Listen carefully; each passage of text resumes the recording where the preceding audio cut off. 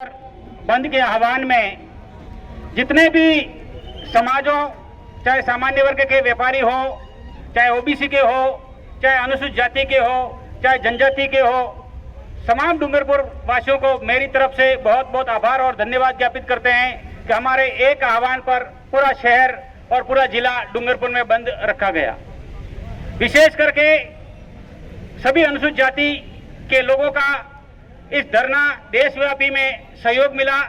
हमारे बीच में हमारे पूर्व सांसद और एआईसी के सचिव माननीय ताराचंद जी भगोरा कांग्रेस के प्रतिनिधि के रूप में हमारे बीच में उपस्थित हुए।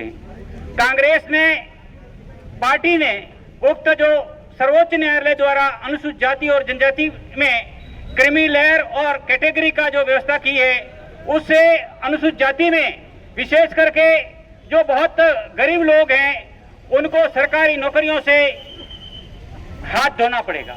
अभी हाल ही में सरकार ने आईएएस में लेटरल भर्ती की व्यवस्था लागू की थी। इससे पहले भी 369 आईएएस सरकार बना चुकी है और अभी 65 आईएएस बनाने की प्रक्रिया में था।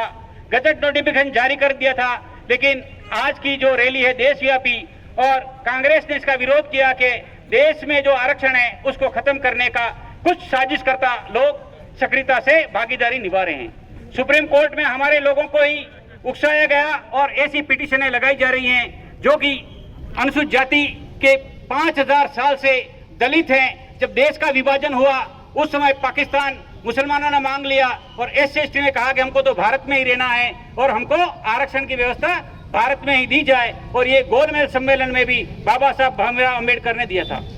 भारतीय संविधान में आर्टिकल 341 और 342 में ये कहा गया है कि देश में जितनी जनसंख्या अनुसूचित जाति और जनजाति की, उस आधार पे आरक्षण जब तक ये सामान्य वर्ग और उनके साथ छुआछूत नहीं खत्म नहीं हो जाती तब तक ये व्यवस्था आरक्षण की लागू रहेगी, चाहे सरकारी नौकरी हो चाहे राजनीतिक प्रतिनिधित्व हो। देश में वर्तमान में स्थिति बड़ी खराब हो गई है। आज देश में जाति भाई जाति से आपस में झगड़ाया जा रहा है। इससे क्या प्रतिकूल प्रभाव होंगे उक्त निर्णय से? विशेष करके जो आरक्षण जो लागू होता है, जो भर्ती होती है वो 100 पॉइंट की होती है, और ये कैटेगरी सिस्टम अगर लागू करेंगे तो देश में किस जाति को कितने लोग नौकरियों में लगेंगे ये स्पष्ट नहीं हो पाएगा और वो उस कैटेगरी से बाहर हो जाएंगे।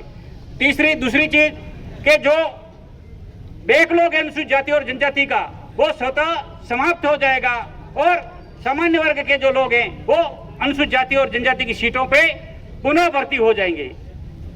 चौथी चीज, जितने भी जो नौकरी कर रहे हैं, चाहे SC का हो चाहे ST का हो, उनके ऊपर क्रिमिनल लागू होगा। तो जिसकी 5000 तनख्वाह है, जो चतुर्थ श्रेणी के पद के ऊपर कार्य कर रहा है, चाहे मेहतर है या कोई और काम कर रहा है, चाहे लिपिक है, वो भी इस क्रीमी लेयर में आ जाएंगे और एक बार उसके नौकरी लगने के बाद दूसरी बार सामान्य से उसको नौकरी सामान्य कोटे से लेनी पड़ेगी। तीसरी चीज, जितने भी जनप्रतिनिधि हैं, चाहे सरपंच हो, प्रमुख हो, प्रधान हो, वो सभी इस क्रिमिनल के कोटे के अंदर शामिल हो जाएंगे और आने वाले समय में देश में पहले जो स्थिति थी, अनपढ़ आदमी कहां से IAS बनेगा, कहां से RS बनेगा, कहां से डॉक्टर बनेगा, कहां से कुलपति बनेगा, कहां से वाइस चांसलर बनेगा, कहां से प्रोफेसर बनेगा, कहां से इंजीनियर बनेगा। आज जो डूंगरपुर जिले की हम स्थिति देखते हैं कि ST में 3 IAS हुए। क्यों हुए? कि उनके माँ बाप नौकरी कर रहे थे, उनको दिल्ली में पढ़ाया, चाहे IIT में पढ़ाया, कई कोचिंग दिलाई। आज जितने डॉक्टर है ST के, उनके सब अभिभावक, मैं आपको बताना चाहता हूँ, SC के हों, उनके पुराने को छोड़ करके नए के अभिभावक सब नौकरी कर रहे हैं और इसीलिए उन्होंने कोटा में रखे, जयपुर में रखे, चाहे दिल्ली में रखे, इसीलिए वो डॉक्टर बने, इंजीनियर बने। आज मैं बताऊं, अनपढ़ खेती करने वाला अहमदाबाद में कमाना जाएगा, उसका बच्चे को कोटा रखेगा कि जयपुर में कोचिंग कराएगा या दिल्ली में कराएगा? कुछ लोग कह रहे हैं कि दूसरी जातियां SC की या ST की आगे बढ़ गई। अरे वो तो पहले से ही पढ़े लिखे थे। डूंगरपुर में कॉलेज एक थी, स्कूलें कहाँ थी? जब मेरी खुद की बताऊं, 1996 में 13 सीनियर सेकेंडरी स्कूल थी और 55 सेकेंडरी स्कूल थी। तो SC/ST लोगों को तो पढ़ने का ही अधिकार नहीं मिला, तो नौकरी में कहां से आते? और नौकरी में आना कब से चालू हुए हैं? विगत 10 साल से लोग आपको जो भी सरकारी नौकरियों में दिख रहे वो आए हैं और उनकी पीढ़ियां भी कितने हमारे IAS बने चाहे RS बने, तो वो लोग सब इस क्रीमी लेयर व्यवस्था को लागू करने से सब